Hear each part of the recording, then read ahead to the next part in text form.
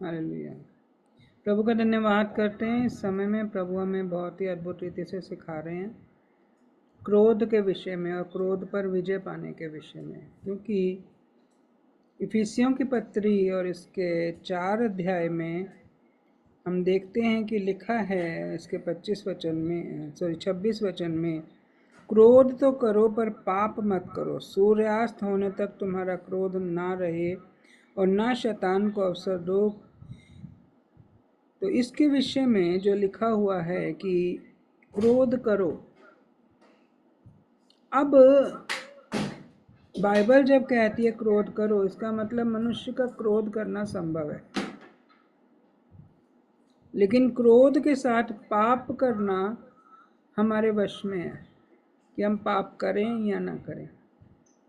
प्रभु ने एक बात कही और हम जानते भी हैं कि हर एक को क्रोध आता है, क्योंकि मनुष्य जन्म ही से क्रोध की संतान था। हालेलुया। हम जानते हैं कि प्रभु यीशु मसीह को भी फरीसियों पर क्रोध आया था, शास्त्रियों पर क्रोध आया था, उन्होंने उन्हें डांटा था। हालेलुया। परंतु क्रोध आना तो जो संभव है, परंतु प्रभु का वचन इसीलिए प्रेरित पौलुस के द्वारा प्रकट कर रहा है कि पाप मत करो। क्रोध तो आएगा, परंतु क्रोध के साथ पाप मत करो। और साथ में लिखा है कि तुम्हारा क्रोध जो है सूर्यास्त होने तक शांत हो जाना चाहिए, खत्म हो जाना चाहिए, और ना शैतान को अवसर दो। मनुष्य शैतान को अवसर कब देता है? जब हम क्रोध में बहुत ज़्यादा कुछ बोल जाते हैं, बहुत ज़्यादा कुछ कह जाते हैं। क्रोध में हम ऐसी ऐसी बातें बोल जाते हैं जो परमेश्वर की इच्छा और पहचान के, या कह सकते हैं कि हमारे भी, अपने खुद के भी विरोध में हो जाती हैं, जिसे पाप कहते हैं, जिसे वरन जिसे हत्या कहते हैं। हालेलुया।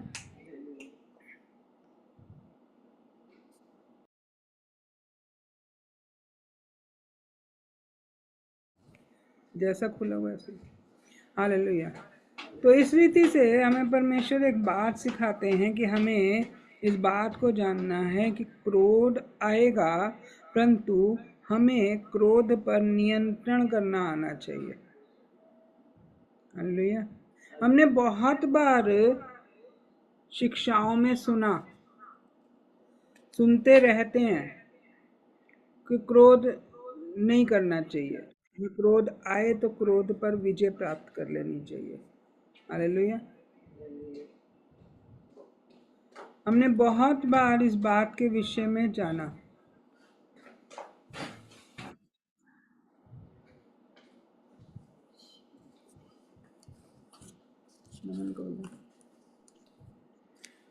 हालेलुया। हमने बहुत बार समझा इस विषय को कि क्रोध हमें नहीं करना चाहिए, लेकिन हमें फिर भी क्रोध आता है। और हम में से बहुत से लोग इस बात पर परेशान होंगे कि हमें क्रोध क्यों आ जाता है।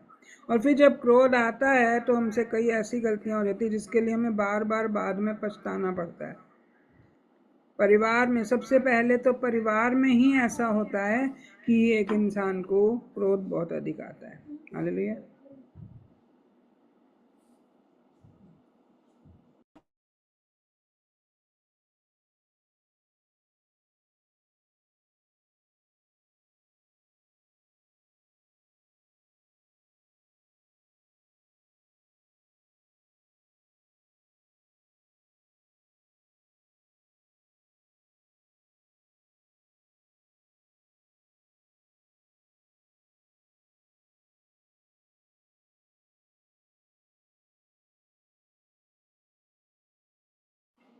हालेलुया।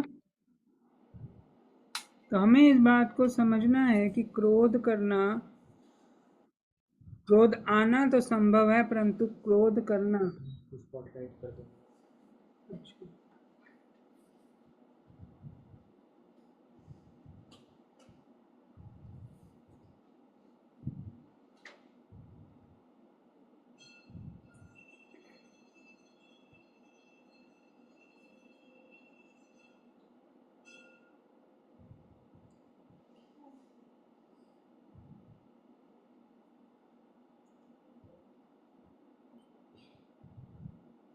भैया को बुला।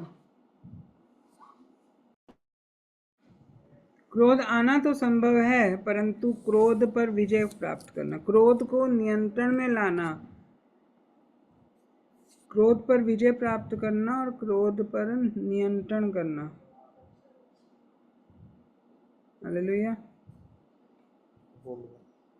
नहीं हो पा रहा कुछ, ये रहा।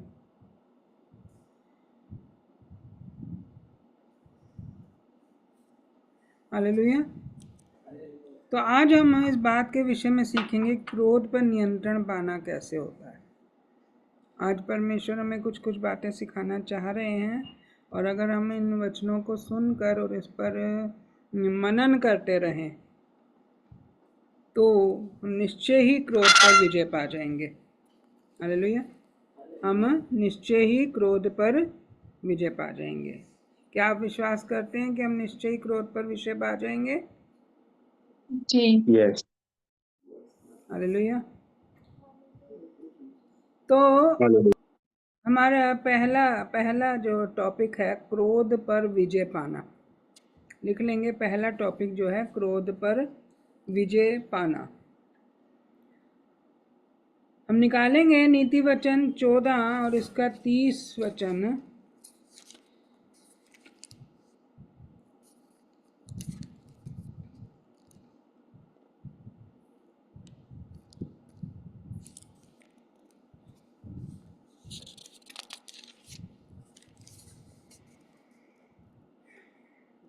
नीति वचन 14 और इसका 30 वचन।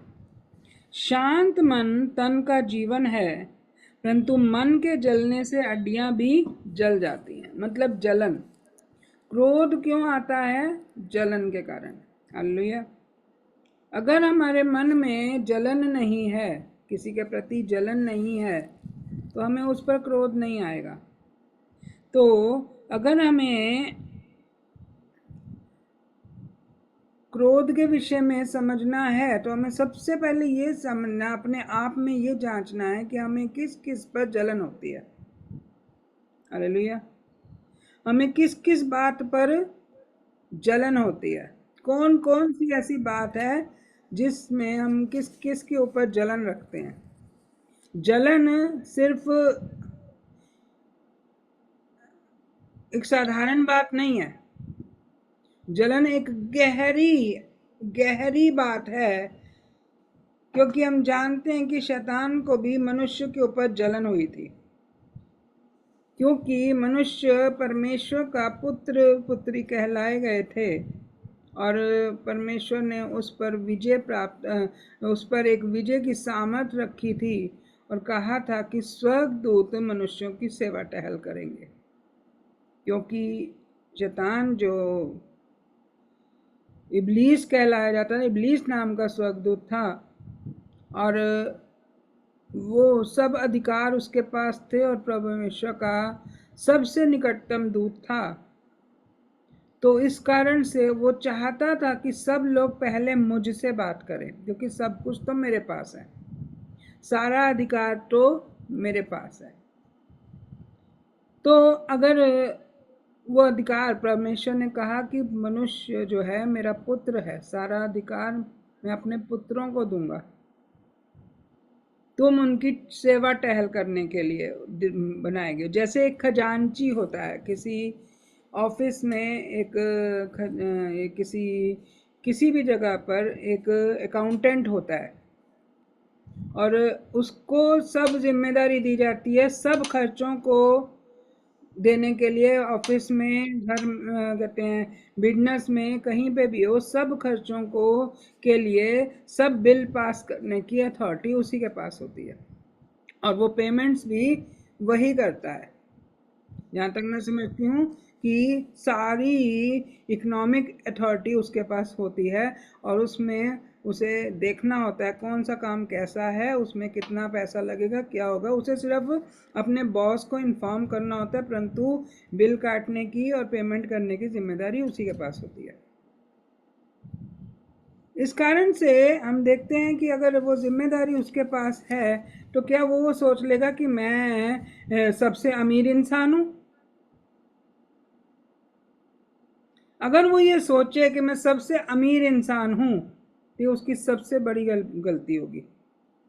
और अगर वो देखे कि जैसे कि एक अकाउंटेंट है, उसे अपने बॉस के बिल्कुल करीब रहने का होता है कि उसको उसने सब बातों की सलाह, सब बातें अपने बॉस से डिस्कस करनी है। और अगर कोई एम्प्लॉय ऐसा है जो उस बॉस से अधिक मेल मिलाप रख रहा है, अधिक बातचीत कर रहा है, तो उस अकाउंटेंट को जलन रखनी चाहिए क्या?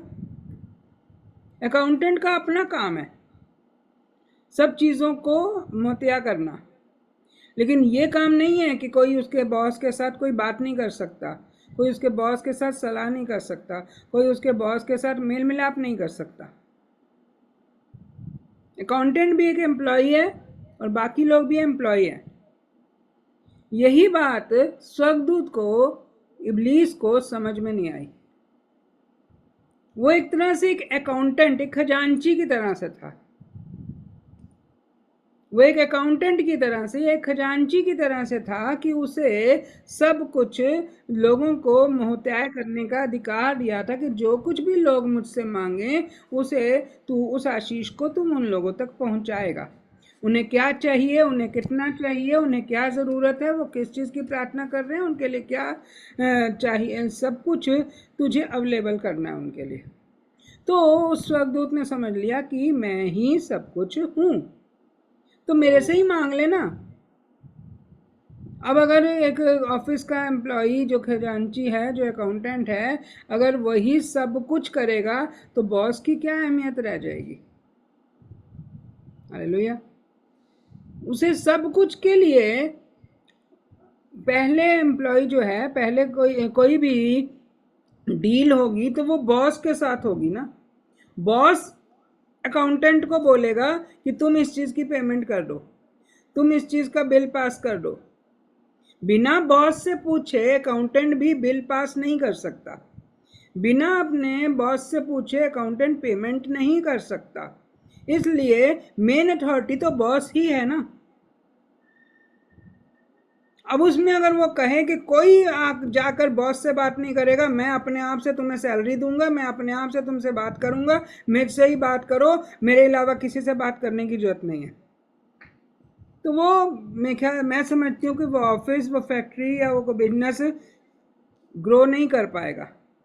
इसी तरह से कलीसिया में भी होता है, इसी तरह से परिवारों में भी होता है कि कुछ लोग जो अपने माता पिता के करीब होते हैं, परिवार के लोग, कोई भाई, कोई बहन, कोई बेटा, कोई बेटी, जो अपने माता पिता की बहुत करीब हैं, हर बात में पूछ रहे हैं, या माता पिता ने कुछ अथॉरिटी उसे दे दी है, तो दूसरा भाई या दूसरी बहन या दूसरा कोई और बच्चा अगर उसमें अगर थोड़ी सी भी दखलंदाजी करने की कोशिश करे या थोड़ा सा भी माँ बाप से उस विषय में बात करना चाहे, तो उस जन को ये सहन नहीं होता। मान लो जैसे एक माता पिता हैं, उनके बच्चे बड़े हुए, उनका विवाह हुआ। अब जो जिस जिस जन के हाथों में माता पिता ने बिजनेस दिया होगा, वो सोचेगा मैं ही घर का मालिक हूँ, तो नहीं चलेगा। माता पिता की अथॉरिटी माता पिता की है। अगर माता पिता ने किसी बड़े बेटे को पहले बिजनेस संभालने के लिए दे दिया या घर की जिम्मेदारी दे दी, तो इसका मतलब ये नहीं कि छोटा बेटा कुछ नहीं कर पाएगा। हालेलुया। क्या हम समझते हैं इस बात को? तो इस तरह से वही माता पिता के लिए दोनों आंखें एक बराबर हैं, दोनों हाथ एक बराबर हैं। तो इसलिए दोनों में से उनकी नज़र में अहमियत दोनों की एक बराबर है। ठीक है, एक जिम्मेदारी दी है, लेकिन तुम बाप नहीं बन गए। एक जिम्मेदारी दी है परंतु तुम बाप नहीं बन सकते। तो इस कारण से किसी भी परिवार में अगर एक जन अगर सब पर नियंत्रण करने का कोशिश करे तो परिवार में गड़बड़ी आती है। हालेलुया। तीसरी बात कलीसिया की लेंगे, तो कलीसिया में भी अगर कोई अगर जैसे कि कई लोग कलीसिया में पहले शुरुआती दिनों में आए, उसके बाद और लोग आए, उसके बाद और लोग आए, उसके बाद और लोग आए, जो पहले आते हैं, जो शुरुआत में आते हैं, वो करीबी होते हैं, पास्टर के अगुवे के करीब हो जाते हैं, क्योंकि वो शुरू में आए, पहले आए। लेकिन इसका मतलब ये नहीं कि जो बाद में आए वो पास्टर से मिल नहीं सकते, बातचीत नहीं कर सकते। हालेलुया। और इसका मतलब ये भी नहीं है कि कोई और बातचीत करे तो जो पहले आए हैं वो जलन रखेंगे, जो पहले आए हैं वो गड़बड़ी करेंगे कि तुम कैसे, तुम पहले हमसे बात करो फिर हम उससे बात करेंगे। एक कलीसिया में जो पास्टर नियुक्त किया जाता है तो उसके लिए सब भेड़ें एक बराबर है। हालेलुया। जैसे कि जीरकपुर में सिस्टर गुरविंदर हैं, दिल्ली में नमन है, और ग्वालियर में चिराग, पास्टर चिराग हैं। तो उनके वहाँ पर वो ये नहीं कह सकते, उनके उनके लिए आप उनसे, उनके लिए सब बराबर हैं। लेकिन हाँ, वो एक पास्टर की नियुक्ति से के कारण वो एक अपोस्टल से बात कर रहे हैं, लेकिन ये भी नहीं है कि कोई बात नहीं कर सकता। हालेलुया। परमेश्वर की ओर से सब, हमारे लिए भी सब एक बराबर हैं, पास्टर्स के लिए भी सब एक बराबर है। हालेलुया। तो हम एक बात को देखते हैं कि नियंत्रण जो है एक रूल, एक तरीके से रखा जाता है। जैसे कि इब्लीस को एक नियंत्रण दिया गया कि उसे सब कुछ को मैनेज करना है, सबको ब्लेस करना है, सबको आशीष देनी है, जिसकी जो आवश्यकता है उसे आशीष दे दी। लेकिन उसके मन में जलन आ गई। हालेलुया। उसके मन में जलन आ गई। मान लीजिए पास्टर गुरविंदर मान लो गुरप्रीत निशा के बहुत करीब हैं या ज्योति मोहित के बहुत करीब हैं, तो ये नहीं चाहेंगे कि कोई और दूसरा आकर, क्या ये ऐसी जलन रखेंगे कोई दूसरा पास्टर गुरविंदर से बात नहीं करना चाहिए? मान लीजिए नमन है या पास्टर चिराग हैं, क्या वो ये ऐसा नहीं कर, उनके वहाँ पर ऐसा नहीं हो पाएगा कि वहाँ पर कोई और बात नहीं कर सकता, उनसे सिर्फ वही बात करेंगे और कोई बात नहीं कर सकता? हालेलुया। उनके जो करीब हैं, कोई एक या दो परिवार उनके करीब हैं, तो इसका मतलब ये नहीं कि कोई और परिवार उनसे बात नहीं कर सकता, वो सबसे बात करेंगे। हालेलुया। और जहाँ पर जैसी उनको आवश्यकता है उसके बाद वो हमसे भी डिस्कस करते हैं। तो इसमें वो जलन नहीं रख सकते कि कोई किसी से क्यों बात कर रहा है, कोई किसी से क्यों पूछ रहा है, कोई किसी से क्यों मिल रहा है, कोई जलन नहीं रख सकता। एक अथॉरिटी मिलती है तो एक काम मिला है, इसका मतलब ये नहीं है कि कोई उस काम पर, हमें जो काम मिला उसके अकॉर्डिंग कोई उसमें आगे बढ़ नहीं सकता। प्रभु ने कहा जो पीछे वाले हैं वो आगे होंगे, जो आगे वाले हैं वो पीछे होंगे। हालेलुया। इसका मतलब ये है कि मिलकर जो पीछे हैं वो भी आगे आए। हम कल भी सुन रहे थे, जो पीछे हैं वो भी आगे आए, ताकि मिलकर सब एक साथ मिलकर सब प्रभु की सेवा में आगे बढ़ते चले जाएं। हालेलुया। अगर पीछे वाले अगर अपनी हिम्मत रख रहे हैं, अपना जोश रख रहे हैं, अपनी उम्मीद रख रहे हैं, अपना एफर्ट रख रहे हैं, अपना समर्पण रख रहे हैं आगे बढ़ने के लिए, तो उन्हें आगे बढ़ने से कोई रोक नहीं सकता। इसलिए किसी भी तरह की जलन जो है वो हड्डियों को जलाती है। हालेलुया। किसी भी प्रकार की जलन जो है वो क्या करती है? हड्डियों को जलाती है। परंतु शांत मन क्या है? शांत मन। क्या कहेंगे? शांत मन आपस में एक दूसरे से बात करने, एक दूसरे की सहायता करने के लिए होता है। जैसे कि इब्लीस को एक काम दिया गया था, लेकिन इसका मतलब ये नहीं है कि पुत्र पिता से बात ना करे परंतु इब्लीस से। अब आप ये बताइए कि एक घर में एक सर्वेंट है। हालेलुया। अब ये नहीं हो सकता कि अगर वो सर्वेंट कहे घर का सारा काम तो मैं संभालता हूँ, इसलिए बच्चे पहले मुझसे बात करें, फिर अपने माता पिता, तुम्हारे माता पिता तक मैं बात पहुंचाऊंगा, तुम्हें जो चाहिए मुझसे मांगो, जो चाहिए मुझे कहो। ऐसा हो सकता है? नहीं हो सकता। हाँ ठीक है, उसे सब कुछ करने के लिए नियुक्त किया गया, लेकिन माता पिता के लिए बच्चे बच्चे रहेंगे। इसलिए प्रभु ने कहा है दास घर का मालिक नहीं होता, पुत्र घर का मालिक होता है। हालेलुया। इसलिए परमेश्वर ने हमें पुत्र पुत्री ठहराया। घर में परिवार में हम सब पुत्र पुत्री हैं। परमेश्वर का वचन कहता है देवता में लिखा है कि वो सबका प्रभु है। क्या लिखा है?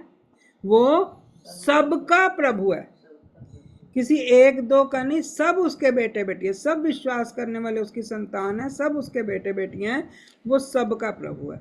इसलिए हमें ये बात जानकर कि हम शांत रहें, क्योंकि वो सबका प्रभु है।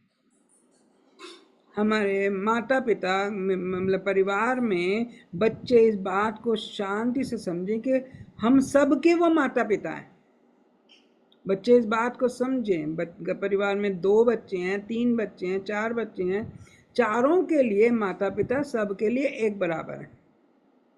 हालेलुया। इसलिए वो सबके माता पिता हैं, सबके लिए अपने मन में बराबरी रखते हैं, सबके लिए अपने मन में दया और प्रेम रखते हैं, सबके लिए उन्होंने जो प्रोवाइड करना है वो प्रोवाइड करेंगे।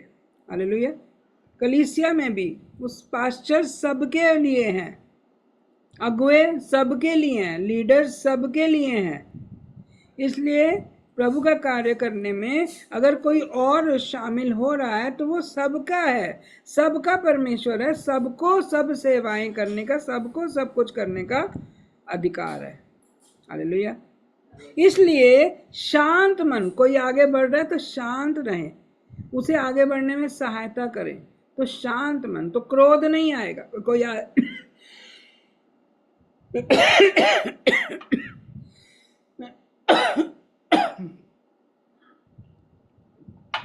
कि कोई आगे कैसे बढ़ रहा है, कोई क्रोध नहीं कर सकता कि कोई आगे कैसे बढ़ रहा है। सबके लिए परमेश्वर का प्रेम, सबके लिए परमेश्वर की इच्छा, सबके लिए। इसलिए जलन न रखते हुए, जलन क्रोध को उत्पन्न करती है। शैतान के मन में भी, इब्लीस स्वर्गदूत के मन में भी जलन उत्पन्न हुई, इसीलिए उसने एक बुराई करी और उसके मन में जलन उत्पन्न हुई और उसने ऐसी बुराई करी कि मनुष्यों को अशुद्ध कर दिया, अपवित्र कर दिया। परंतु यशाया में लिखा है कि मैं तेरे अंदर, तूने सब कुछ को बिगाड़ दिया, इसलिए मैं तेरे अंदर एक ऐसी आग उत्पन्न करूंगा जिसमें तू जलेगा। वही है, वही आग है जो तूने जलन रखी, वो जलन तेरी ही हड्डियों को जलाएगी। तूने जलन रखकर मनुष्यों पर क्रोध किया, मेरे पुत्र पुत्रियों पर क्रोध किया और उन्हें अशुद्ध कर दिया, इसलिए तेरी ही आग, तेरे अंदर एक ऐसी आग उत्पन्न होगी जो तेरी हड्डियों को जलाएगी।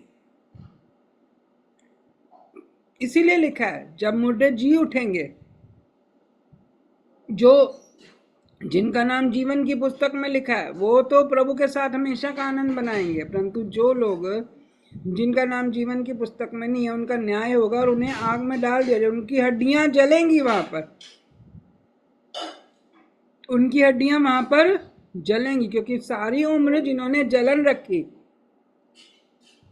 सारी उम्र जिन्होंने जलन रखी, दूसरा आगे क्यों बढ़ रहा है, दूसरे को ये क्यों मिल रहा है, दूसरे के लिए ऐसा क्यों हो रहा है, मेरे लिए क्यों नहीं हो रहा, मुझे ये भी मिल जाना चाहिए, मुझे वो भी मिल जाना चाहिए, मुझे वो भी मिल जाना चाहिए, मेरे लिए भी ऐसा हो जाना चाहिए, मेरे लिए भी वैसा हो जाना चाहिए, मेरे लिए पहले मुझे पूछो, पहले मुझसे बात करो, पहले मेरे लिए ऐसा करो, पहले मेरे साथ ऐसा करो। हालेलुया। माँ बाप के लिए सब बच्चे बराबर हैं। जरूरी नहीं है कि एक बच्चे को ही सब कुछ देते जाएंगे, दूसरे को नहीं देंगे। नहीं, पहले मुझे दो, नहीं पहले मेरी सेवा करो, पहले मेरे को पूछो, पहले मेरे लिए करो। हालेलुया। माता पिता के लिए सब बच्चे, चाहे बेटे हों चाहे बेटियां हों, सब बराबर होते हैं। हालेलुया।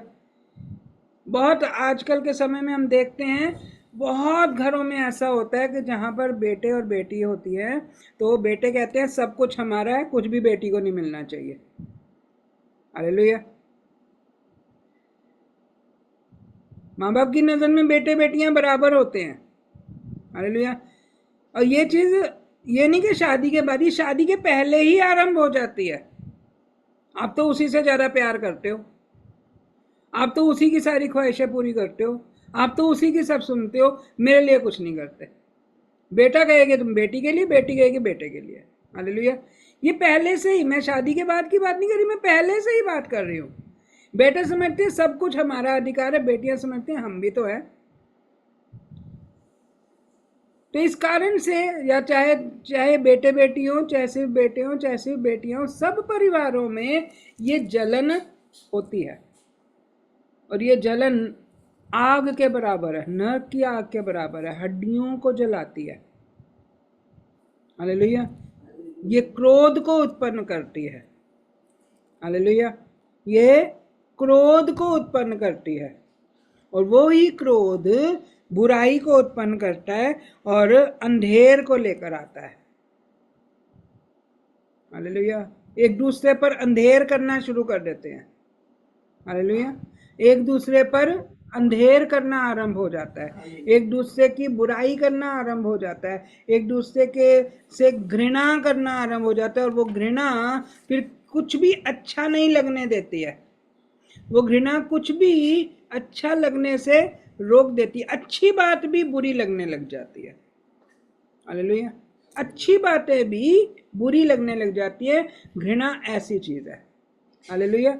इसलिए परमेश्वर हमें इस बात को प्रकट करते हैं कि अगर हमें अपने मन को शांत रखना है, तो एक चीज और हमें देखनी है। नीति वचन 17 अध्याय, उसमें क्या लिखा है?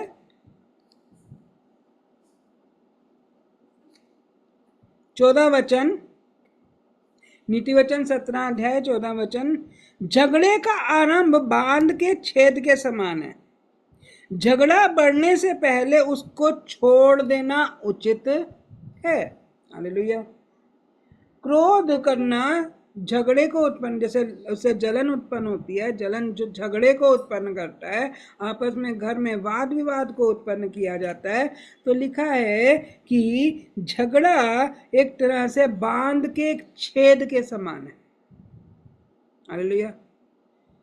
नदी का पानी रोकने के लिए बांध बनाया जाता है, परंतु वो बांध में अगर छेद हो जाए, पहले थोड़ा थोड़ा पानी रिसता है, पहले थोड़ी थोड़ी जलन होती है, पहले थोड़ी थोड़ी लड़ाई झगड़ा होता है, पहले थोड़ी थोड़ी कुड़कुड़ाहट होती है, लेकिन अगर उसे रोक ना दिया जाए, उसे समय पर रोक ना दिया जाए, तो वो छेद धीरे धीरे बढ़ता चला जाता है। तो एक दिन बाढ़ के समान वो दीवार फट जाती है और बाढ़ के आने का अंदेशा होता है, जिसमें मृत्यु ही होती है। हालेलुया। इसलिए लिखा है कि झगड़ा बढ़ने से पहले उसको छोड़ देना उचित है, उसको छोड़ देना उचित है। क्या करना उचित है? छोड़ देना उचित है। छोड़ देना उचित है। जहां पर जलन हो रही है, जिस बात से जलन हो रही है, जिस बात के कारण घृणा उत्पन्न हो रही है, जिस बात में झगड़ा उत्पन्न हो रहा है, उस झगड़े को, उस वाद विवाद को छोड़ देना उचित है, तो क्रोध शांत हो जाएगा। हालेलुया। तो क्रोध शांत हो जाएगा, संध्या होने तक ही क्रोध शांत हो जाएगा, और कुछ भी पाप, झगड़ा बढ़ेगा नहीं तो पाप होगा नहीं, मुंह से कुछ गलत बातें निकलेंगी नहीं। अगर क्रोध पर विजय पानी है, तो जिस तरफ से गलत बात आपके मन में एंटर कर रही है, उस क्षेत्र को बंद कर दो। हालेलुया। यदि आपको कोई भड़का रहा है, तो ऐसे जन से मिलना बंद कर दो। आप जैसा बनना चाहते हैं, ऐसे लोगों के साथ संगति करना आरंभ कर दें। हालेलुया। अगर आप झगड़ालू बनना चाहते हैं, तो झगड़ालू लोगों के साथ निश्चय ही संगति करें। अगर आपको झगड़ा करना अच्छा लगता है, तो झगड़ालू लोगों के साथ ही संगति करें। परंतु यदि आपको नम्र और दीन बनना है, प्रेम करने वाला बनना है, दयालु बनना है, तो लिखा है कि हम अगर नम्र लोगों के साथ संगति करेंगे, तो क्योंकि बुरी संगति अच्छे चरित्र को बिगाड़ देती है, इसलिए अच्छी संगति करो, ताकि बुरा चरित्र आपके जीवन में बुराई को ना लेकर आए। हालेलुया। इसलिए बुराई से बचना है, छल की बातों से बचना है, गड़बड़ी की बातों से बचना है, कड़वाहट की बातों से बचना है। इसलिए साफ और स्पष्ट लिखा है कि अगर हम देखें तो बहुत ही अच्छी बात प्रभु ने हम पर प्रकट करी है कि नीति वचन 19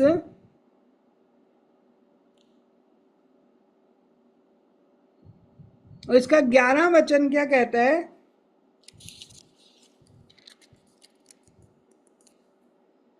जो मनुष्य बुद्धि से चलता है वह विलंब से क्रोध करता है और अपराध को भुलाना उसको शोभा देता है। जो जन बुद्धि से, क्या लिखा है? बुद्धि से चलता है, अर्थात बुद्धि ही है जो उस छेद को बंद कर सकती है। हालेलुया। बुद्धि ही है जो उस छेद को क्या कर सकती है? बंद कर सकती है। इसलिए प्रभु के राज्य में नीति वचन इसलिए लिखा गया है कि हम परमेश्वर की बुद्धि को ग्रहण करें, परमेश्वर की बुद्धि को ग्रहण करें। बुद्धि जो है उस बांध के छेद को बंद करेगी और उस छेद के बंद हो जाने से झगड़े बंद हो जाएंगे। अर्थात उस और बुद्धिमान मनुष्य अपनी चाल को परखता है। बुद्धिमान मनुष्य अपनी चाल को परखता है, वो कौन से मार्ग पर जा रहा है, वो किससे मिल रहा है, उसकी तरफ से कैसी वाइब्स आ रही हैं, उसकी तरफ से कैसा वो इम्पार्टेशन हो रही है। अगर वो कड़वा मनुष्य है तो आपके अंदर कड़वाहट ही घोलेगा। अगर वो मूढ़ मनुष्य है तो आपके अंदर मूढ़ता की बातें ही भरेगा। अगर वो कपटी मनुष्य है तो कपट ही भरेगा आपके अंदर। अगर वो दो चित्ता मनुष्य है तो आपको भी कंफ्यूज कर देगा। अगर वो निंदा चुगली करने वाला मनुष्य है तो आपके अंदर निंदा चुगली की बातें भरकर दूसरों के लिए निंदा चुगली करने वाला बना देगा। अगर वो घृणा करने वाला मनुष्य है तो आपके अंदर घृणा भरेगा। अगर वो जलन करने वाला मनुष्य है तो आपको जलन करना अवश्य सिखाएगा। हालेलुया। तो बांध का छेद किधर है? किस क्षेत्र से हमारे ऊपर बुरी चाल आ रही है, किस क्षेत्र से हमारे अंदर बुराई आ रही है? अगर वो क्षेत्र ऐसा है जहां से हमारे अंदर बुराई आ रही है तो उस छेद को बंद कर दो, मतलब उससे मिलना बंद कर दो। किस मनुष्य के साथ जब हम जाते हैं तो हमारे अंदर किसी न किसी के विरोध में बातें उत्पन्न हो जाती हैं। हालेलुया। तो इसलिए बुद्धि इस बात को प्रकट करती है कि अगर कहीं से कोई बात जाने अनजाने में आपके भीतर आ भी गई है तो क्रोध करने में विलंब करें और उस बात को भूलने के लिए अपने आप को दे दें। क्या करें? उस बात को हमें भुलाना है। यशाया 38 में लिखा है,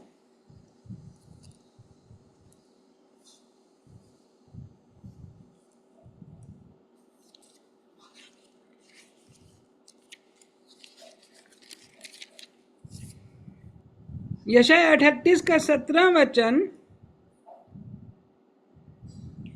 देख शांति के लिए मुझे बड़ी कड़वाहट मिली, परंतु तूने स्नेह करके मुझे विनाश के गड्ढे से निकाला, क्योंकि मेरे सब पापों को तूने अपनी पीठ के पीछे फेंक दिया। हालेलुया। हमारे अंदर जलन उत्पन्न हुई परंतु परमेश्वर हमें शांति देता है। हालेलुया।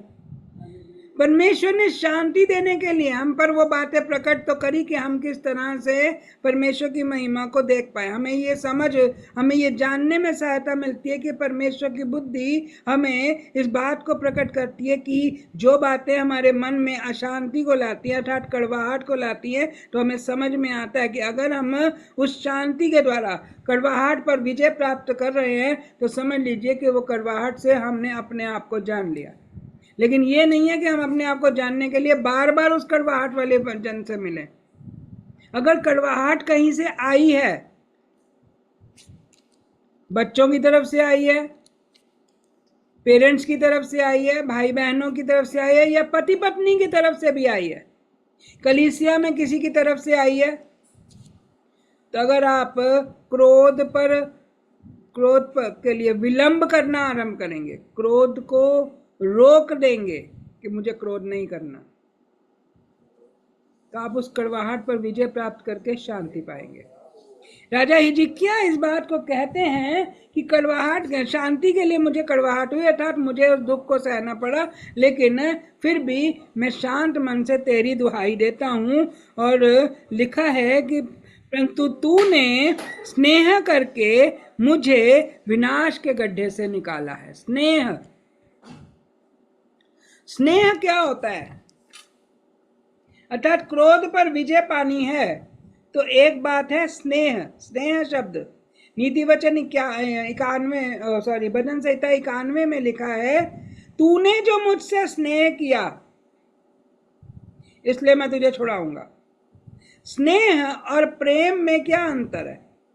हम बहुत बार हम इस वचन को जब हम पढ़ नहीं रहे होते हैं, हम अपने आप में दोहरा रहे होते हैं, तो बहुत बार हमारे मुंह से ये निकलता है, तूने जो मुझसे प्रेम किया इसलिए तू मुझे छुड़ाएगा।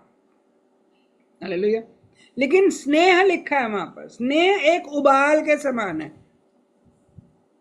जैसे कि बच्चा गलती करता है, आपको क्रोध तो आता है, लेकिन उस गलती के कारण उसको जो चोट पहुंची, वो जो परेशानी भुगत रहा है, आपके मन में एकदम से प्रेम का उबाल उठता है और आप उसे उठाकर गले से लगा लेते हैं या फिर उसको उस परेशानी का उपाय करने लग जाते हैं। स्नेह, हालेलुया, ये है स्नेह। प्रेम अंत तक बना हुआ है। हमारे संबंध, एक पति पत्नी का संबंध अंत तक बना हुआ है। माता पिता और बच्चों का संबंध अंत तक है। चाहे कितने मर्जी लड़ाई झगड़े हो जाएं, चाहे कितना मर्जी बुरा भला कह लें एक दूसरे को, लेकिन रहेंगे एक ही घर में। माता पिता ही रहेंगे, बच्चे बच्चे ही रहेंगे। ये संबंध टूट नहीं सकता। आप चाहे अपने अलग अलग घर में भी रहने लग जाएं तो भी माता पिता ही हैं, बच्चे बच्चे ही हैं। जहां पे मिलेंगे कहेंगे ये मेरे माता पिता है, जहां पे मिलेंगे कहेंगे माता पिता, कहेंगे ये मेरे बच्चे हैं। चाहे घर में कितना लड़ते झगड़ते हो, एक दूसरे का कितना विरोध करते हैं, भाई बहन आपस में कितना विरोध करते हो, लेकिन फिर भी कहेंगे क्या, ये मेरा भाई है, ये मेरी बहन है। हालेलुया। ये संबंध जो बायोलॉजिकली हमें मिले हैं ये टूटते नहीं हैं। आप कितनी भी नफरत करते हो एक दूसरे से, भाई भाई ही रहेगा, बहन बहन ही रहेगी, माता पिता ही रहेंगे, बच्चे बच्चे ही रहेंगे। चाहे कितनी भी कड़वाहट रख रहे हो, फिर भी ये संबंध नकारे नहीं जा सकते। आजकल लोग कहते हैं कि हम अपने जायदाद से बर्खास्त कर देंगे। कितना मर्जी बर्खास्त कर लीजिए, माता पिता ही रहेंगे, बच्चे बच्चे ही रहेंगे। फिजिकली जो संबंध है वो संबंध रहेगा, पति पत्नी ही रहेंगे। हालेलुया। डिवोर्स लेने के बाद भी कहीं पे भी मिल जाएंगे, ये मेरा एक्स हस्बैंड है, ये मेरी एक्स वाइफ है, ऐसा ही बोलेंगे। वो संबंध कभी भूल नहीं सकते आप। हालेलुया। एक जन्म देने वाली माता अपने बच्चे को नहीं भूल सकती, बच्चा अपने माता पिता को नहीं भूल सकता, मृत्यु आने तक। मृत्यु ही है जो इन संबंधों को तोड़ सकती है। हालेलुया। इसलिए लिखा है कि तूने मुझे स्नेह करके विनाश के गड्ढे से निकाला है। अर्थात माता पिता और बच्चे जब क्रोध कितना भी आ रहा हो, लेकिन क्रोध को कब शांत कर लेते हैं, जब देखते हैं कि सामने बच्चा किसी प्रॉब्लम में है, किसी परेशानी में आ गया, उसको चोट लग गई, उसके घाव से खून बह रहा है। क्रोध पीछे फेंक दिया जाएगा और तुरंत प्रेम में उठाकर उसे गले से लगाएंगे, उसे उसका घाव पहुंचेंगे, उसे कहाँ लगी है उसे देखेंगे। अभी क्रोध नहीं करेंगे, अभी क्या करेंगे, अभी उसकी तीमारदारी करेंगे। स्नेह करके विनाश के गड्ढे से, अर्थात उस परिस्थिति से बाहर निकाल लिया। क्रोध शांत करने के लिए एक स्नेह, ऐसा उबाल अंतर मन में, हमारे हृदयों में एक ऐसा उबाल उत्पन्न होता है जो क्रोध को शांत कर देता है। हालेलुया। इसलिए लिखा है, क्योंकि मेरे सब पापों को तू अपने पीठ के पीछे फेंक देता है। हालेलुया। परमेश्वर स्नेह करके विलंब से क्रोध करते हैं, हमारे पापों को पीछे फेंक कर हमें क्षमा करते हैं। इसलिए परमेश्वर ने हमें भी यही सिखाया है कि अपने पापों को पीठ के पीछे फेंक दो, दूसरे के पापों को पीठ के पीछे फेंक कर एक दूसरे को विनाश की बातों से बाहर निकालना है। क्रोध करते रहेंगे, जलन करते रहेंगे, एक दूसरे को बाहर नहीं निकाल पाएंगे। हालेलुया। क्या हम समझ रहे हैं? तो क्या लिखा है कि शांत मन जो है तन का जीवन है।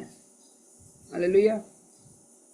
और मन के जलने से हड्डियां जलती हैं, परंतु शांत हृदय जो है, शांत व्यक्ति जो है, तन को जीवन देता है। क्या करता है? तन को जीवन देता है। इसलिए आपस में एक दूसरे के विरोध में जितनी बातें हैं, जिसे हम मुकदमा कह सकते हैं, जरूरी नहीं है मुकदमा कोर्ट में जाएंगे तभी मुकदमा होगा। अब आप देखते होंगे बच्चे क्या करते हैं, माता पिता के बाद अपने शिकायतें, देखो ना मम्मी इसने ये कर दिया, देखो ना पापा इसने ये कर दिया, अपने माता पिता के पास मुकदमा लेकर आते हैं। जानते हैं आप, जब दो बच्चे लड़ाई करते हैं वो अपना मुकदमा अपने माता पिता के पास लेकर आते हैं। जब दो स्टूडेंट लड़ाई करते हैं अपना मुकदमा अपनी टीचर के पास लेकर आते हैं। लेकिन जब दो परिवार लड़ाई करते हैं मुकदमा कोर्ट में जाता है। हालेलुया। इसलिए अगर हम नीति वचन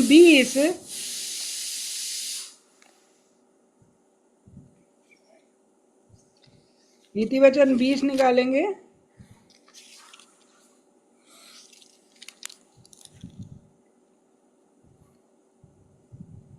तीन वचन, मुकदमे से हाथ उठाना पुरुष की महिमा ठहरती है, परंतु मूढ़ झगड़ने को तैयार रहता है। हालेलुया। मुकदमे से हाथ हटा ले, मतलब मुकदमे से हाथ हटाने का क्या मतलब है कि हमने अपनी शिकायत, अपनी बात अपने माता पिता के सामने रखी, अपने टीचर के सामने रखी, अपने बॉस के सामने रखी, अपने कलीसिया में अपने अगुओं के सामने रखी, हमने किसी के सामने भी अपना मुकदमा रखा, मतलब अपनी बात तो रख दी, परंतु उस बात को रखने के बाद उस बात को भूल जाएं। जैसे कि लिखा है कि तू मेरे पापों को अपनी पीठ के पीछे फेंक कर भूल जाता है। अब जब आपने बात रख ली तो अब उस मुकदमे पर से हाथ हटा दे। अब काम किसका है? जिस तक बात पहुंच गई। हालेलुया। एक अगुवे के पास आएंगे, वो आपको आपकी बात सिखाएगा, जिसके विरोध में आपके मन में है उसको सिखाएगा, प्रार्थना करेगा और वचन के अनुसार प्रेम करने में सहायता करेगा। माता पिता के पास आएंगे, माता पिता दोनों को समझाएंगे, सिखाएंगे और आपस में प्रेम मेल मिलाप करना सिखाएंगे। परंतु जो रोष करता रहता है, अपने मन में उस बात को बनाए रखता है, घुमाए रखता है, रोष और कड़वाहट और कुड़कुड़ाहट को बनाए रखता है, वह अपने प्राण का खुद का अपराधी होता है। अगर बात को भूल नहीं रहे हैं, क्रोध कभी शांत नहीं होगा, अपने अपराधी खुद बनेंगे, क्योंकि अपने ही प्राण को जला रहे हैं, अपने ही प्राण का नाश कर रहे हैं। और वो उस लेखे में लिखा जा रहा है कि आपने कितने समय तक एक व्यक्ति को क्षमा नहीं किया, कितने समय तक उसके लिए कुड़कुड़ाते रहे, कितने समय तक, या फिर जब तक उसको पनिशमेंट नहीं दिलवा दी, जब तक उसको सजा नहीं दिलवा दी, तब तक मन शांत नहीं हुआ, जब तक खुद जाके एक आध थप्पड़ नहीं मारा है। कुछ भाई बहन क्या करते हैं, माता पिता के सामने बात रखी, माता पिता ने समझाया, प्यार से बात को सॉल्व कर दिया, लेकिन कुछ बच्चों के मन में शांति नहीं आती है। वो जब अकेले में होते हैं, जैसे कैन और हाबिल ने करा, अकेले में जाके हाबिल को मारा। अकेले में जाकर एक आध जब थप्पड़ या घूसा मार नहीं लेंगे ना, चैन नहीं आएगा। माता पिता ने कितना मर्जी समझा दिया हो, मुकदमे को शांत कर दिया हो, सारी बातों को शांत कर दिया हो, परंतु जब तक उस जन को जाकर एक आध ठूंगा मार नहीं लेंगे, एक आध थप्पड़ या घूसा मार नहीं लेंगे, या कोई ऐसी बात कर नहीं लेंगे जब जिससे उसको कुछ परेशानी हो, कुछ दुख हो, कुछ दिक्कत हो, तब तक उनका रोष शांत नहीं होता। या एक ने नहीं सुनी, मम्मी ने नहीं सुनी तो पापा के पास जाएंगे, पापा ने नहीं सुनी तो दादा के पास जाएंगे, दादा ने नहीं सुनी तो दादी के पास जाएंगे, दादी ने नहीं सुनी तो बुआ या चाचा के पास जाएंगे। किसी के पास तो जाएंगे जरूर, कोई तो इसे पनिशमेंट दे, नहीं तो मैं इसे देख लूंगा। हालेलुया। रोष अपने ही प्राण ज्ञान, जितनी देर तक रोष रखेंगे अपना ही खून जलाएंगे, किसी का कुछ नहीं करेंगे, अपना ही स्वभाव बिगाड़ेंगे, किसी का कुछ नहीं करेंगे। अगर आज ये वचन आपको, आपके मन को शांति देता है, तो जान लीजिए कि परमेश्वर की इच्छा आपके जीवन में पूरी होने जा रही है। इसलिए भजन संहिता 37 में हम आएंगे। अब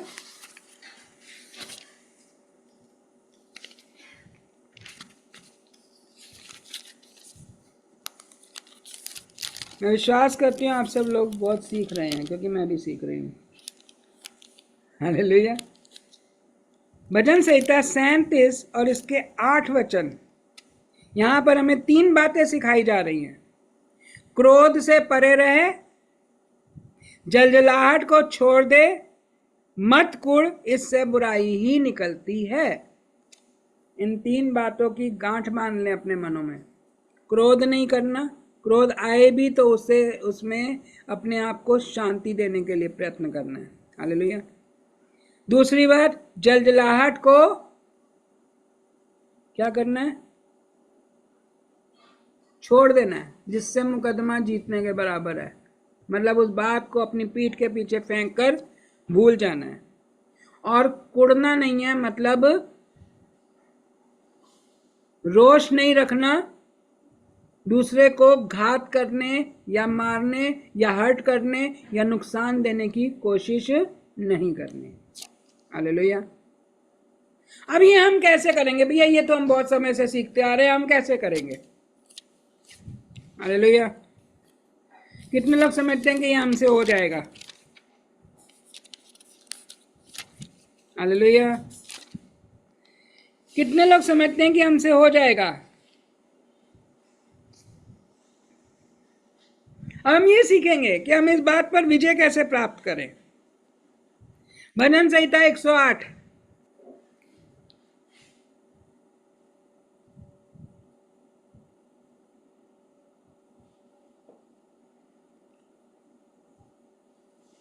बारह और 13 वचन। भजन संहिता 108, 12 और 13 वचन, यहां पर सॉल्यूशन है। हालेलुया। यहां पर कुछ ऐसा है जो हम पर प्रकट होता है। लिखा है, शत्रुओं के विरुद्ध हमारी सहायता कर, क्योंकि मनुष्य का किया हुआ छुटकारा व्यर्थ है। मनुष्य के सिखाने से, मनुष्य के बोलने से, मनुष्य के करने से कुछ नहीं हो पा रहा। कुछ हो पा रहा है? नहीं हो पा रहा। सालों से सीख रहे हैं, अभी तक क्रोध को वश में नहीं कर पाए। मनुष्य से किया हुआ छुटकारा माता पिता समझा देते हैं, अगुवे प्रार्थना कर देते हैं, वचन के अनुसार सिखा देते हैं, लेकिन फिर भी कुछ नहीं हो रहा। हालेलुया। लेकिन 13 वचन क्या कहता है? परमेश्वर की सहायता से हम वीरता दिखाएंगे। परमेश्वर की सहायता से हमारे शत्रुओं को वही रोन देगा। मतलब हमारे क्रोध, वैर, विरोध, रोष रूपी शत्रु को वो रोन देगा, अर्थात परमेश्वर का वचन रोन देगा, पवित्र आत्मा परमेश्वर रोन देंगे। इसलिए प्रभु की उपस्थिति में आकर अपने क्रोध के विरोध में जय प्राप्त करने के लिए सहायता मांगो। हालेलुया। इसलिए एक वचन और बोलूंगी, नीति वचन 16। अब क्रोध पर विजय प्राप्त करने की सहायता जो है, जो परमेश्वर की ओर से मिलती है, हालेलुया, किससे मिलती है?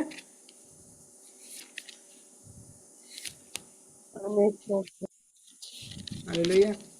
नीति वचन 16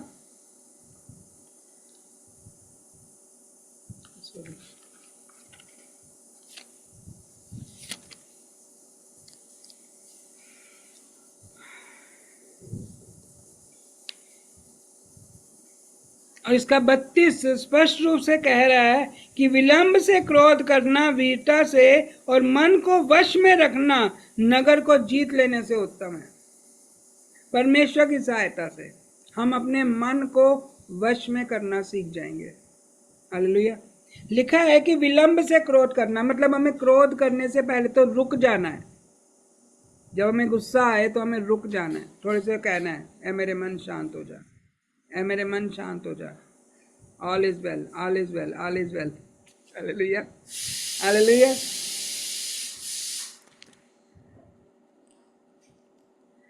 प्रभु सिखाते हैं विलंब से क्रोध करना वीरता है।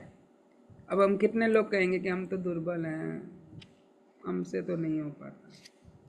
कैन दुर्बल था, जो अपने आप को बहुत बलवान समझ रहा था और अपने भाई की हत्या करना जिसे अच्छा लग रहा था, वो नहीं जानता, वो उसने सबसे बड़ा युद्ध हार लिया। उसने जीता नहीं, उसने हार दिया। किसी को मारना, घात करना, किसी को हर्ट करना, किसी को नुकसान देना विजय नहीं है, अपने प्राण की हानि है, अपनी हार है। किसी को सुना देंगे, कह देंगे, बोल देंगे, अरे क्या है, दो चार बातें सुना के अच्छे से हमें बता देंगे हम क्या है। हालेलुया। विलंब करें क्रोध करने से, रुक जाएं क्रोध करने से, कि क्योंकि लिखा है कि मन को वश में रखना नगर को जीत लेने के बराबर है। परमेश्वर की उपस्थिति में आए, परमेश्वर हमारी सहायता करेगा हमारे विरोधी अर्थात उस क्रोध कराने वाले शत्रु पर विजय प्राप्त करने में। विलंब करें क्रोध पर। हालेलुया। लिखा है ना कि मैं तुम्हें वो शांति देने आया हूं जो संसार नहीं दे सकता। इसलिए आप कहेंगे, अरे मेरे को बहुत गुस्सा आ रहा है, चल मैं अपनी बहन से बात करती हूँ, अपनी बहन को बताती हूँ, देख उसने मेरे साथ क्या किया। अपने भाई को बताती हूँ, अपने मम्मी पापा को बताती। सबसे ज़्यादा लेडीज अपने मम्मी पापा को फ़ोन करती है, पापा से भी ज़्यादा मम्मी को फ़ोन करती है। मम्मी ऐसा हो गया, मम्मी वैसा हो गया, मम्मी उसने ये कह दिया, मम्मी उसने वो कह दिया। और अगर एक अच्छी माँ होगी तो वो सिखाएगी, बेटा शांत हो जा। एक अच्छी माँ क्या होएगी, क्या कहेगी? शांत हो जा, चुप हो जा, शांत हो जा, 2 मिनट शांति रख, शांति रख, शांति रख, शांति रख। 4 बार माँ ने कह दिया ना शांति रख, अपने आप बेटी का मन शांत होने लग जाएगा। हालेलुया। परंतु परमेश्वर का वचन कहता है कि मैं तुझे वो शांति देने आया हूं जो मनुष्य नहीं दे सकते। मतलब परमेश्वर की उपस्थिति में अपने आप को देंगे, प्रभु मेरी सहायता करे, मेरे मन को शांत करे, प्रभु मेरी सहायता करे, मेरे मन को शांत करे, प्रभु मेरी सहायता करे। लेकिन क्रोध तो उबाल की तरह उफनता है ना। इतना टाइम किसके पास होता है कि हम प्रभु की सहायता मांगे? इतना टाइम किसके पास होता है? इसलिए प्रभु कहते हैं विलंब करो, पहले विलंब करो और मुझे स्मरण करो। किसे स्मरण करो? परमेश्वर को स्मरण करो, मुझसे सहायता मांगो, तो क्या हो जाएगा? मन को वश में करने की सामर्थ्य मिलेगी। प्रभु यीशु मसीह ने जब परमेश्वर से प्रार्थना किया था, लिखा है एक स्वर्गदूत प्रभु यीशु मसीह को सामर्थ्य देता था मन को वश में रखने की। लोगों ने मारा, प्रभु का मन वश में था।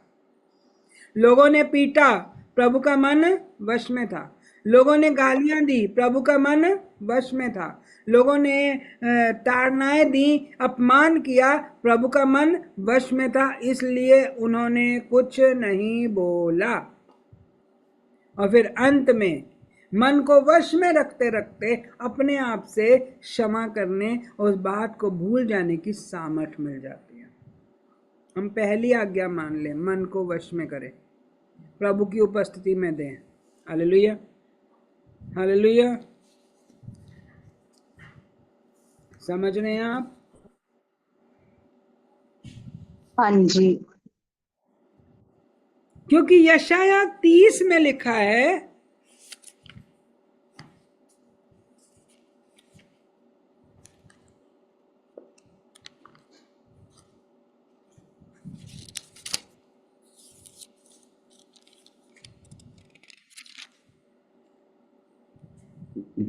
पंद्रह वचन, इस्राएल का पवित्र यहोवा यूं कहता है, लौट आने, शांत रहने में तुम्हारा उद्धार है। शांत रहने और भरोसा रखने में तुम्हारी वीरता है। फिर से वीरता की बात आ गई। लौट आने, एक बार यशाया 30 का 15। कौन सी? यशाया 30 का 15। लौट आने और शांत रहने। किसके पास लौट आने? प्रभु के पास लौट आने। और शांत रहने में क्या है? उद्धार है। शांत रहने और भरोसा रखने में तुम्हारी वीरता है। हालेलुया। लौट आने और शांत रहने में तुम्हारी क्या है?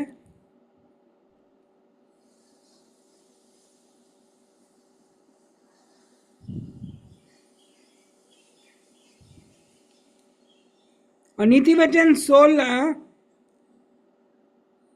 इसका 17 वचन क्या कहता है? बुराई से हटना सीधे लोगों के लिए राजमार्ग है। जो अपने चाल चलन की चौकसी करता है वह अपने प्राण की रक्षा करता है। हालेलुया। याकूब ने कहा है, जो अपनी जीभ को नियंत्रण में ले लेता है वो सब वस्तुओं पर विजय प्राप्त कर लेता है। सिर्फ प्राण ही की नहीं, शरीर, प्राण और आत्मा, सब बातों में, सब बुरी युक्तियों पर विजय प्राप्त कर लेता है। हम किसकी सहायता से कर पाएंगे? परमेश्वर की उपस्थिति में लौट आने और शांत रहकर परमेश्वर की उपासना करने और उस पर भरोसा रखने के परमेश्वर यह जो हमारा युद्ध लड़ सकता है, परमेश्वर यह जो हमें विजय दिला सकता है, परमेश्वर यह जो हमें हिम्मत दे सकता है, परमेश्वर यह जो अपनी महिमा हमारे जीवन में कर सकता है, उसी के द्वारा सब कुछ हो जाएगा। उसके सम्मुख आने और शांत रहने और उस पर भरोसा रखने से सब कुछ हो जाएगा। हालेलुया। अगर हम ये वचनों को मनन करते रहें, हालेलुया, हालेलुया, इन वचनों को मनन करते रहें, हालेलुया,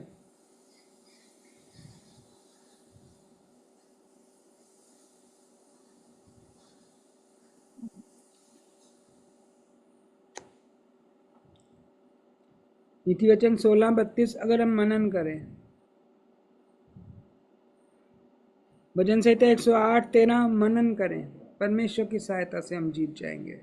परमेश्वर हमारे बैरियों, हमारे शत्रुओं को वो रोन देगा। अर्थात शत्रु वो नहीं है जिससे आपकी लड़ाई हो रही है, शत्रु वो है जो आपके मन को खराब कर रहा है, आपके मन में बुरी बातें, बुरी कल्पनाएं लेकर आ रहा है, अपने भाई के प्रति, अपनी बहन के प्रति, पति पत्नी के प्रति, पत्नी पति के प्रति, या अपने माता पिता के प्रति, अपने बच्चों के प्रति, या कलीसिया में अगुओं के प्रति, या अगुओं के मन में कलीसिया के प्रति, आपस में एक दूसरे मसीही भाई बहन के प्रति जो कड़वाहट लेकर आता है,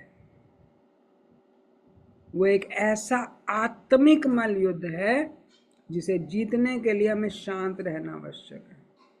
क्या आप जानते हैं कि जितने भी आर्मी में लोग होते हैं, जितने भी युद्ध क्षेत्र में जाने वाले लोग होते हैं, उन्हें सबसे पहली शिक्षा यही दी जाती है, अपने मन को शांत रखो। और उन्हें ऐसे ऐसे काम करने के लिए दिए जाते हैं जो उनके वश से बाहर है और जिससे उनको बहुत क्रोध आता है, ये काम क्यों करने के लिए दिया गया है। हालेलुया। हमारे स्कूल में एक एनसीसी टीचर थी, वो हमें पूरा पूरा दिन, पूरे ग्राउंड, बहुत बड़ा ग्राउंड था, पूरे ग्राउंड के एक पत्थर नहीं मिलना चाहिए, एक एक पत्थर बटोरो धूप में। बहुत गुस्सा आता था उस टीचर पे, लेकिन हम उनके कुछ कह नहीं सकते थे क्योंकि वो बहुत स्टिक थी। उनके हाथ में एक इतना लंबा, देख रहे हैं मेरा हाथ, लगभग 2 फुट लंबा एक ऐसी टहनी, एक पेड़ की टहनी, पतली सी टहनी ऐसे पकड़ के रखते, उसकी पत्तियां उतार कर ऐसी पतली टहनी अगर किसी को लग जाए तो, जिसे बैंत बोलते हैं, बैंत की तरह लगती थी वो जाकर। और वो नहीं, वो ड्रेस के ऊपर नहीं, वो या टांग पे मारती थी या हाथों पे, बाजुओं पे मारती थी। एक पत्थर नहीं मिलना चाहिए ग्राउंड में। वो एनसीसी टीचर है, वो हमें नियंत्रण में रहना, हमारे क्रोध को नियंत्रण में करना सिखा रही थी। हालेलुया। यदि हम इस बात से सीखें तो हमें एक बात सीखने में मिलती है कि परमेश्वर हमें कई बातों में, थोड़ी उलझनों में आने देते हैं कि हम अपने मन को जांच लें कि हमारा मन कितने शांत है। उसमें भी हम अपने मन को, जब हमें क्रोध आ रहा हो तो हम अपने मन को कितना नियंत्रण में रख सकते हैं, तो हम विजय पा जाएंगे। एक सैनिक अगर अपने क्रोध को कंट्रोल में ना रखे तो हमेशा हारता है, क्योंकि वो बहुत ही उग्र होकर सामने वाले से युद्ध करता है, तो उस कारण से उसकी बुद्धि काम नहीं करती है। जब क्रोध आता है तो बुद्धि काम नहीं करती है, परंतु जो बुद्धिमान है वो क्रोध में शांत हो जाता है। अभी हमने सीखा। हालेलुया। इसलिए अगर परमेश्वर की बुद्धि चाहिए तो हमें परमेश्वर में शांति को मांगना है। इसीलिए इस फल को आत्मा का फल कहा गया है। शांत रहकर परमेश्वर पर भरोसा करना सीखना है, और ये हम परमेश्वर के वचन की सहायता से और पवित्र आत्मा की सहायता से कर पाएंगे। वचन को मनन करते जाएंगे और कहेंगे, प्रभु ये वचन मुझ में पूरा हो जाए, शांत रहने में मेरी सहायता करें, कुड़कुड़ाहट से बचने में मेरी सहायता करें, मेरे मन में दूसरों के प्रति कोई रोष ना रहे, मेरी सहायता करें। जो वचन बोलेगा, इन वचन को एक, चाहे एक पेज पर, एक कॉपी पे लिख लें, रोज उसको पढ़ें और रोज मनन करें, तो हम परमेश्वर को भरोसा करते हुए अपना मुकदमा परमेश्वर के हाथों में दे सकते हैं, और परमेश्वर उसको अवश्य ही सॉल्व करेंगे। जैसा परमेश्वर सॉल्व करेंगे कोई इंसान नहीं कर सकता, कोई मनुष्य नहीं कर सकता। इसलिए मनुष्यों का छुटकारा तो व्यर्थ है, परंतु परमेश्वर का छुटकारा अद्भुत है। वैसी अशांति आपके जीवन में कभी नहीं आएगी जैसी शांति आपको परमेश्वर देना चाहते हैं। वो अशांति नहीं आएगी, परंतु शांति आ जाएगी। वो शांति मिलेगी जो परमेश्वर आपको देना चाहते हैं। क्रोध को वश में करने का ये एक बहुत बड़ा उपाय है। परिवार में बहुत लड़ाई झगड़े होते हैं, इसलिए ये पारिवारिक प्रार्थना है। इसलिए ये सबसे पहले, क्योंकि हर एक को गुस्सा आता है, अच्छे से अच्छे जन को भी गुस्सा आता है। हालेलुया। परंतु लिखा है, क्रोध तो करो परंतु पाप मत करो। शैतान को अवसर मत दो काम करने का। बुरा बोलकर, बुरा कहकर शैतान को अवसर मत दो। खुद न्याय करके शैतान को अवसर मत दो, परंतु शांत रहकर, क्रोध करने में विलंब होने के लिए प्रभु की सहायता मांगते हुए अपने बैरी को अर्थात शैतान को वश में करना सीख जाओ।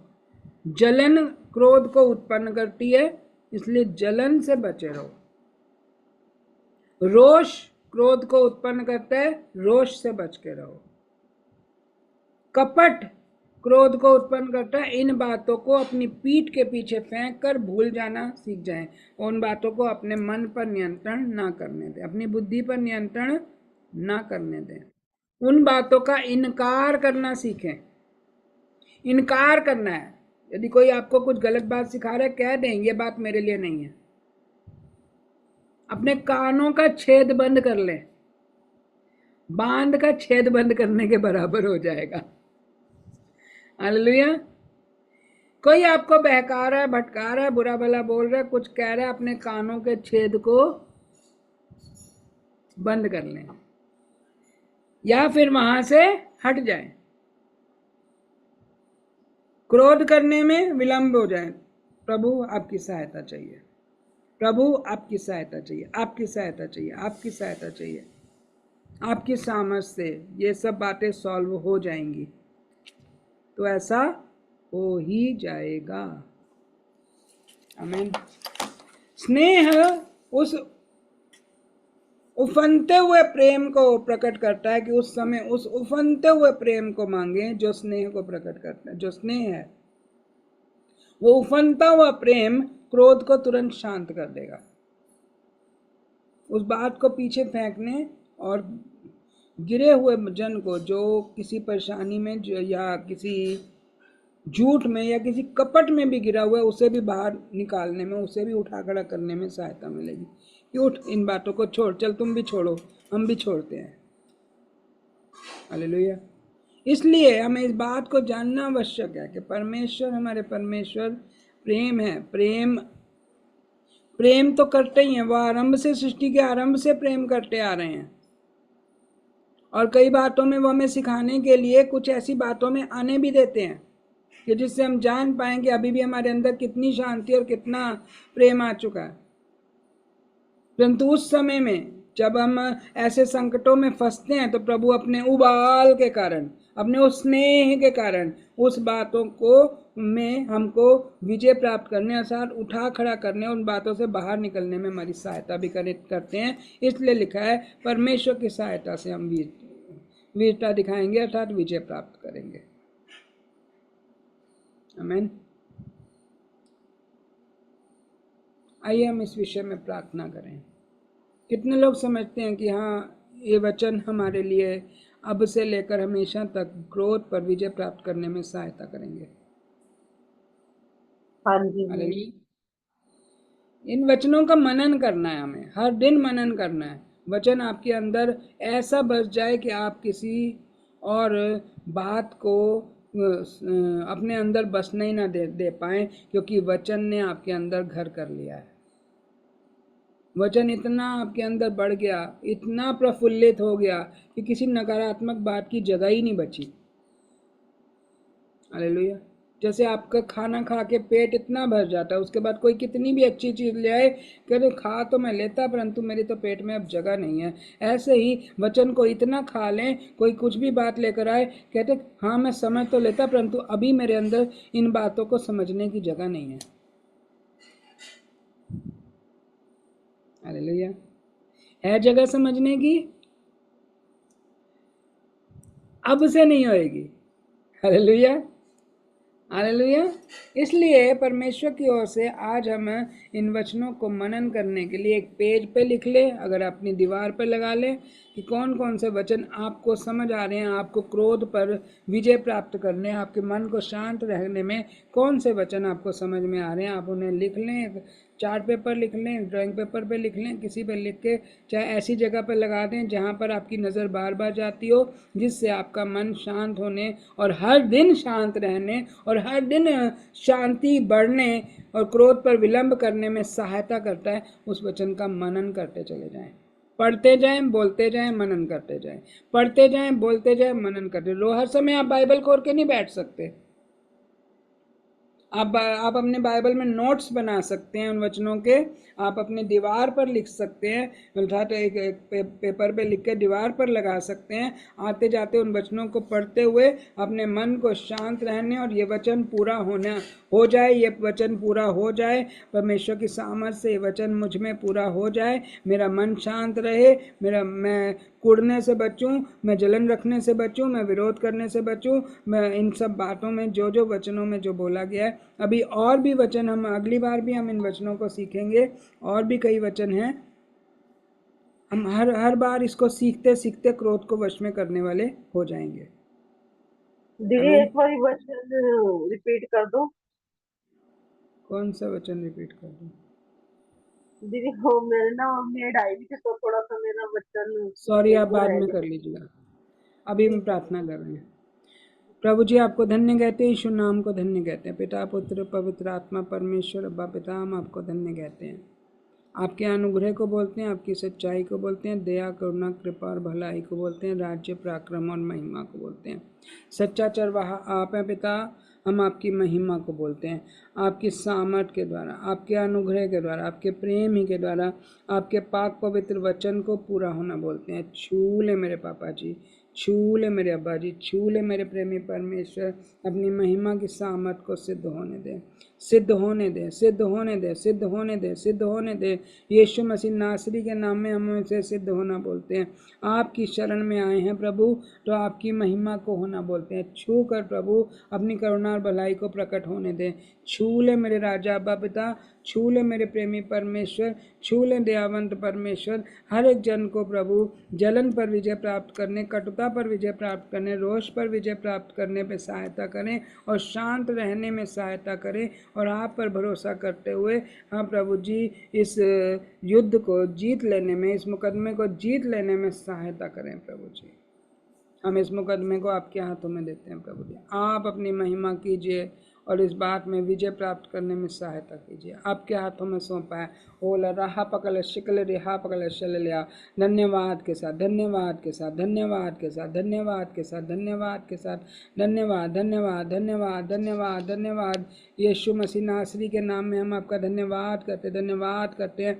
धन्यवाद धन्यवाद धन्यवाद। करुणा में परमेश्वर अब्बा पिता, हम आपका धन्यवाद करते, धन्यवाद करते, धन्यवाद करते, धन्यवाद करते हैं। धन्यवाद धन्यवाद धन्यवाद धन्यवाद धन्यवाद। ओ शल रहा पकल तेर का कल शिकल रिया पकल तेर का कल शल लिया। ओ शनल रहा पकल तेर का कल शल लिया। यीशु नाम में, यीशु नाम में, यीशु नाम में प्रभु जी, बच्चे से लेकर बड़े तक, बड़े से लेकर बच्चे तक हर एक जन आपकी महिमा में शांति पाए, आपकी महिमा में प्रभु जी स्वभाव को पा जाए, जिसके कारण प्रभु जी हमें उस वो महिमा मिल सकती है जो स्वर्ग में आपके साथ रहने वाली महिमा मिल सकती है। इसलिए लिखा है शांत चित्त मनुष्य उस महिमा को पाता है। तो प्रभु जी हमें वो महिमा चाहिए। इसलिए प्रभु जी ओला रहा पकल तेर का कले शल लिया रहा पकल तेर का कले शल लिया। Hallelujah hallelujah hallelujah hallelujah hallelujah. शल यारी पकल तार का कले शल लेहर पकल तेर का कले शकल रिया।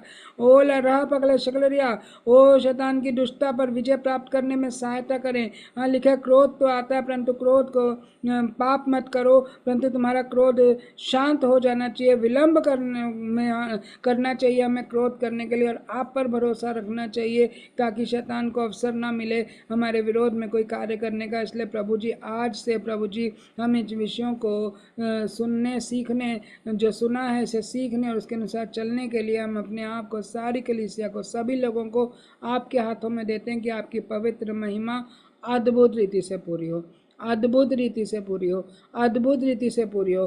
छू ले मेरे पापा जी, छू ले मेरे अब्बा जी, छू ले मेरे प्रेमी परमेश्वर, छू ले दयालु परमेश्वर, छू ले करुणा में परमेश्वर, छू ले दयावंत परमेश्वर। आपकी पवित्र महिमा अद्भुत रीति से पूरी हो जाए यीशु मसीह प्रभु के नाम में। धन्यवाद के साथ मैं हर एक परिवार में आपकी शांति को बोलती हूँ, कलीसिया में आपकी शांति प्रेम आनंद को बोलती हूँ, परिवार में आपकी शांति प्रेम आनंद को बोलती हूँ, कार्य क्षेत्रों में आपकी शांति प्रेम आनंद को बोलती हूँ।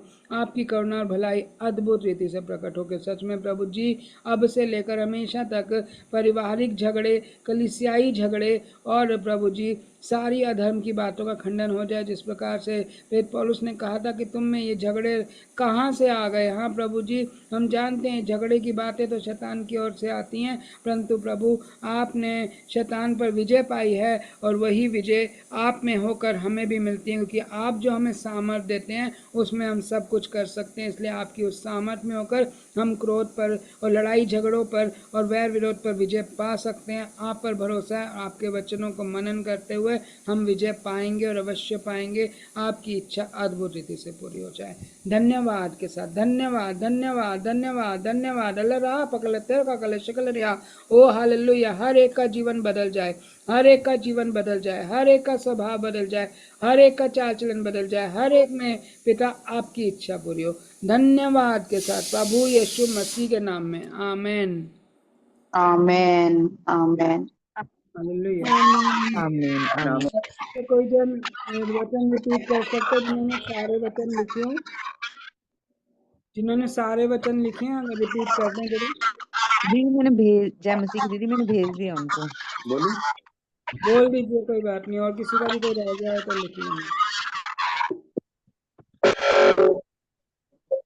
इफिसियो 4 का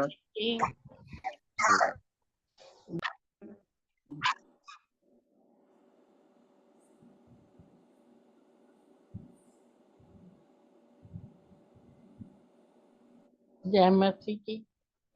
जय मसीह जी। हाँ जी, एक मिनट वचन बोलने दो, एक मिनट वचन बोलने दो, बोलो बेटा वचन। इफिसियो 4 का 26, उसके बाद नीति वचन 14 अध्याय का 30 वर्ष, नीति वचन 17 अध्याय 14 वर्ष, फिर नीति वचन 19 अध्याय उसका 11वां वर्ष, यशाया 38 चैप्टर उसका 17 वर्ष,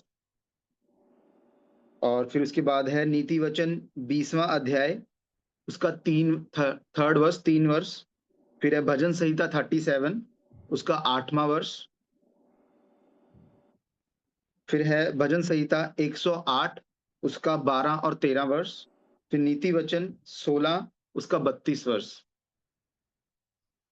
फिर है यशाया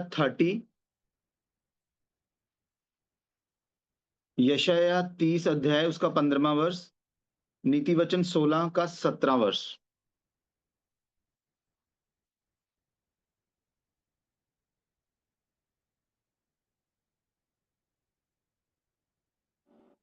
कोई रह तो नहीं गया? चलिए